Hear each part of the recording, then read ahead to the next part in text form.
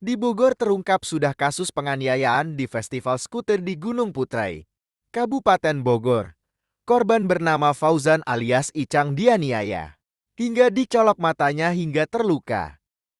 Pelaku bernama Kurdono akhirnya menyerahkan diri ke polisi. Dia diantar oleh ibu kandungnya. Setelah polisi melakukan pendekatan kepada ibu kandung dan ibu mertuanya. Peristiwa mengerikan itu terjadi pada Sabtu, 14 September tahun 2024.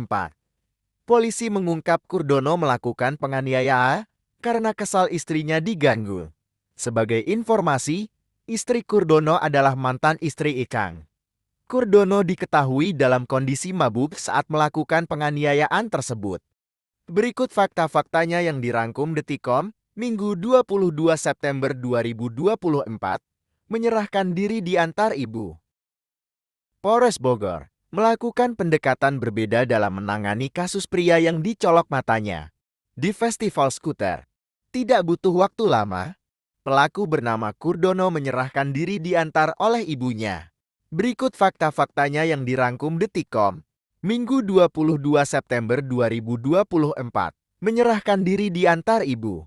Polres Bogor melakukan pendekatan berbeda dalam menangani kasus pria yang dicolok matanya di festival skuter. Tidak butuh waktu lama, pelaku bernama Kurdono menyerahkan diri diantar oleh ibunya.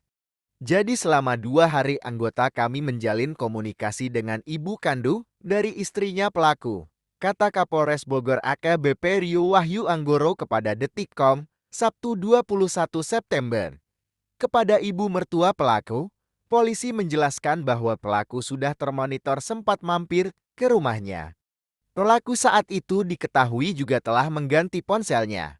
Polisi kemudian melakukan pendekatan kepada mertua pelaku. Polisi meminta mertua untuk membantu menyerahkan pelaku ke polisi. Kami meminta tolong kepada ibu sebagai ibu kandung perempuan, agar bisa datang ke Polres. Karena kami yakin, ibu mempunyai rasa sayang yang luar biasa kepada anak-anaknya. Ucap penerima anugerah Hugeng Awards tahun 2024. Kategori Polisi Pelindung Perempuan dan Anak ini. Pendekatan yang dilakukan Polres Bogor kepada ibu mertua pelaku membuahkan hasil. Pada Jumat 20 September, sekitar pukul 21 WIB malam, pelaku menyerahkan diri ke Polres Bogor dengan diantar oleh ibu kandungnya. Alhamdulillah tadi malam pukul 23.30 WIB yang bersangkutan telah diantar langsung oleh ibunya ke Polres Bogor. Ini merupakan langkah yang sangat baik, di mana kita melihat bahwa rasa kasih sayang orang tua kepada anaknya sangat luar biasa. Dan Polres Bogor mengapresiasi apa yang dilakukan dari ibu tersebut, jelasnya.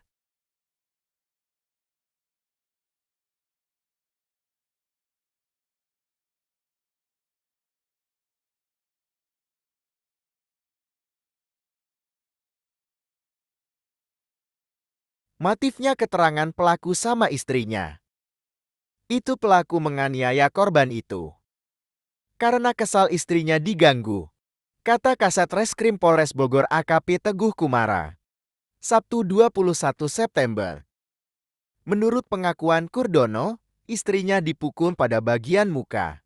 Kepada polisi, Kurdono menyebutkan istrinya dipukul menggunakan botol minuman keras. Karena istrinya diganggu dan oleh korban dipukul di bagian muka, mengenai pelipis mata sebelah kiri hingga berdarah. Menggunakan botol minuman keras. Ucapnya, pelaku dalam kondisi mabuk. Kasat Reskrim Polres Bogor AKP Teguh Kumara mengungkapkan Kurdono dalam kondisi mabuk saat menganiaya Icang. Iya, pelaku sudah mengakui dalam kondisi mabuk. Kalau korban belum kita dalami, kata Teguh kepada wartawan. Sabtu 21 September. Namun berdasarkan keterangan Kurdono, korban juga saat itu dalam pengaruh minuman keras. Polisi masih mendalami keterangan. Kurdono yang saat ini telah ditetapkan sebagai tersangka. Tapi keterangan dari pelaku bahwa korban juga dalam pengaruh minuman keras. Colok mata pakai tangan kosong. Polisi mengungkapkan Faisal alias Icang bukan dicungkil matanya, tetapi dicolok oleh pelaku. Pelaku Kurdono mengaku mencolok mata korban dengan tangan kosong. Pelaku mencolok mata korban dengan tangan kosong sementara dan masih kita dalami terus, kata Teguh. Sementara itu, Teguh mengungkapkan hasil visum korban. Hasil visum menyatakan mata korban tidak hilang usai aksi sadis yang dilakukan. K tersebut. Pelaku ditetapkan jadi tersangka. Polisi telah melakukan pemeriksaan intensif terhadap Kurdono.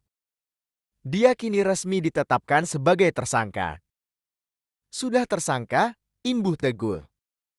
AKP Teguh mengatakan, untuk sementara, tersangka dijerat dengan pasal 351 ayat 2 KUHP. Sebab, tersangka beralasan tidak sendirian melakukan penganiayaan. Pasal 351 ayat 2 dulu. Soalnya, dia beralibi bahwa dia menganiaya tidak sendiri. Tapi dia tidak menyebutkan nama-namanya. Khawatirnya dia cuma alibi saja. Ancaman hukuman 5 tahun. Jelasnya.